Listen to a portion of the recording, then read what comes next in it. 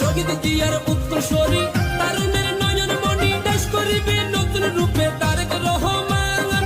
থাকবে আরো গুণী জ্ঞানী, থাকবে আরো তরুণ তরুণী,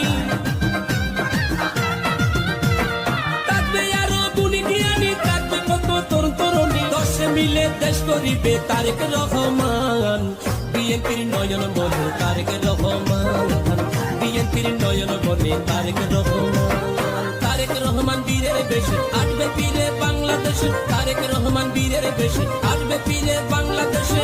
তারুণ্যের অহংকারে তারেক রহমান।